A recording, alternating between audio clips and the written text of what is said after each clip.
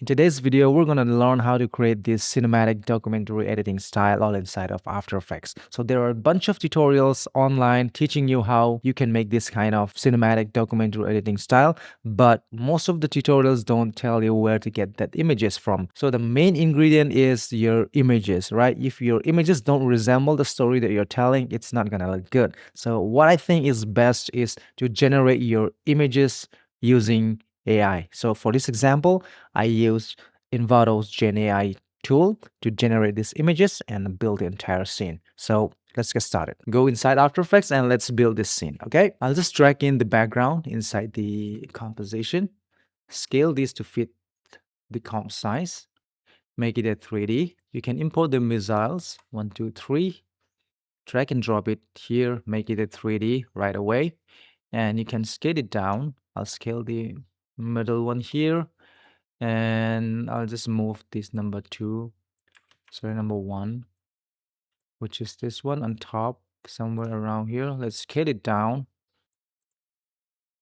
a little bit more, and let's go and select this missile number 3, which is this. By the way, I'm just gonna crop this side, okay? Select the rectangle tool and double click on it to create a mask. Grab this point and use your use your keyboard to arrow keys to move around like this. But after you mask that, you can see a very sharp edge here, which I really don't like. So I'm gonna add a roughen edges here. Roughen edges, just add that, and you can see you already have some roughen edges. Okay, you can play with this border size and all, but I'll just leave that for now. So maybe I'm gonna move it somewhere down here and even scale this up and scale this down. What I can also do is duplicate this, and I'm gonna do a mask again. Double click on the rectangle, and I'm going to mask bottom part. Maybe I can just shorten this a little bit here, and I'll add a roughen edges again.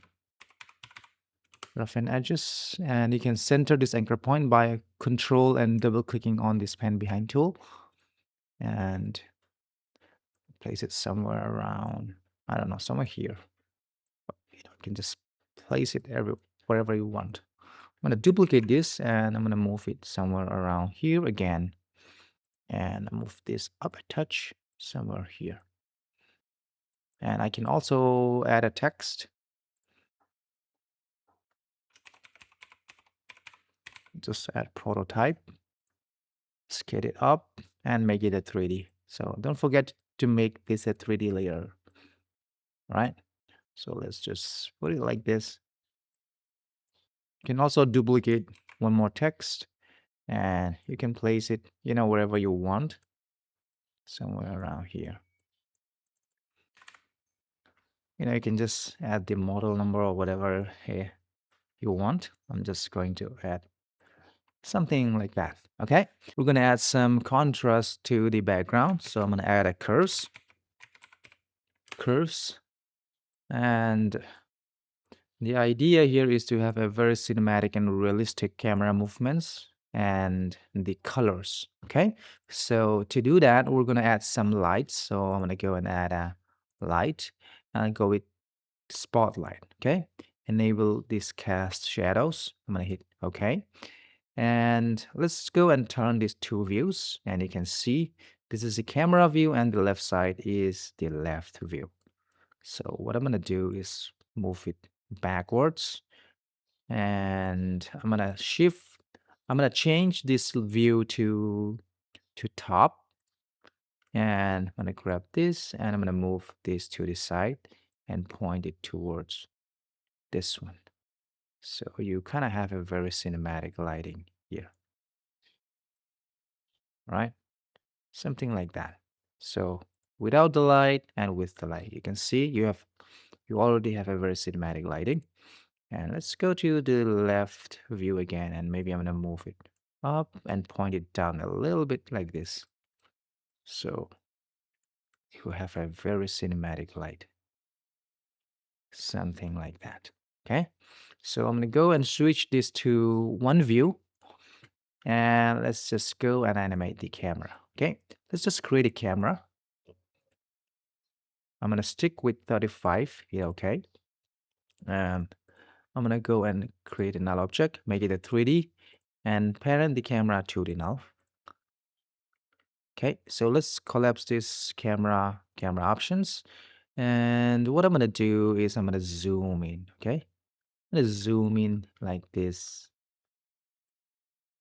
like that, something like this. And I'm gonna hit C. If you hit C on the keyboard, you can see the camera tool changes. I'm gonna use the dolly tool, orbit tool, I mean, to change the perspective, and the zoom in tool to change some perspective. Okay. So I'm gonna do some kind of macro shot here so that you have a very shallow depth of field. And what I'm gonna do is hit P on the keyboard for the null. I'm gonna animate the position of this. Okay, X position. Set a keyframe. Go a few frames ahead, maybe around 9 or 10 seconds. You can just move it here, or just go to the first frame, and you can just start from here. If you don't like the angle, you can always go and select the camera, hit C, and toggle between different modes of the camera, and you can just reframe your shot. That. We can also animate this. Hit P, Shift and A for the camera. Set a keyframe and go to the last keyframe. And you can just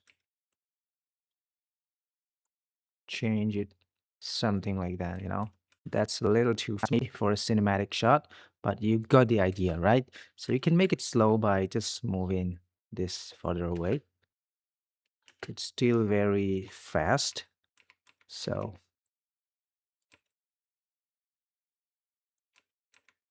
yeah, this seems to be nice. All right, so I'm going to select all these keyframes, hit F9 for ease. I'll just leave that. I'll just go and add a depth of field. Let's go to the camera options, depth of field on. And you can see nothing happens because the aperture is just 17. The higher the values of the aperture, the higher the shallow depth of field. So I'm going to crank it up to, I don't know, 150. You can already see that you have some depth of field, but the focus range is not correct. So you can just dial in these numbers manually, but the way how I like to do is you can just go to two views, and you can see here, you can go to the top view. This line across the camera field of view is the focal distance. You can see if I crank up the values, you can see it moves further away, right? So just look at this and adjust your focus. You can see as I bring it closer, it focus closer to this image. So I'm gonna move it to somewhere around here. Okay, so that's how you set the focus. So let's go to one view, and I think I need some more depth of field. I'll just increase it to 200, and I can also increase the blur to 200. Okay, you can see that that's really nice. That's a little too much, I guess. Let's go to 100. And I can adjust the focus distance, something like that. All right, so that's very nice. And what I will also do is I will add an adjustment layer. So before that, I'll just go to the project panel, and I'll just add a texture here. So this is a texture I downloaded from Textures Lab, and I can just make it a 3D and push it far away from the camera to have some depth. Okay, scale it down, and we'll change this blending mode to screen, like that, so that you have some textures for depth. You can see here. Maybe I can just make it small a little bit. And if you don't see these textures, you can just hit AA, and go to material options. You can just turn off the accept lights to off because we don't want this to accept the lights. Right, you can see already you have some smudges on the screen, which makes a little bit of depth to this. What I also did was I added a particle system. I added a particles here, stock video. Let's just find that particle video, which I also downloaded this from Envato, the screen, and you can just see some particles moving around. So that makes more depth. All right, so let's go to the adjustment layer. Let's just rename this CC, and I'm gonna add a lumetri color to this. And let's just go to the creatives, and I'll just add sharpen a little bit, 10%.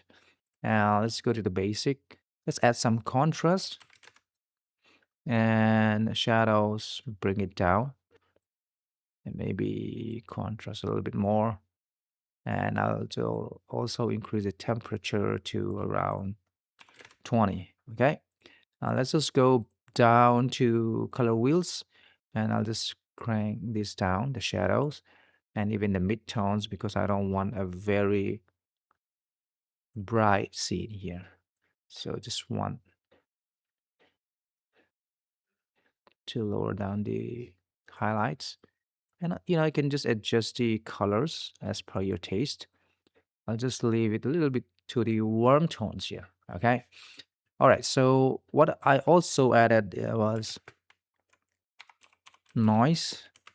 So you can see it's very clean, which is not realistic at all. I think I'll add some noise, which is 10%. And yep. Now it feels like it's been shot on a macro camera. All right. So that's the goal of the effect is. I hope you learned something from this. This is Motion Designer, and I will see you in my next video. Take care.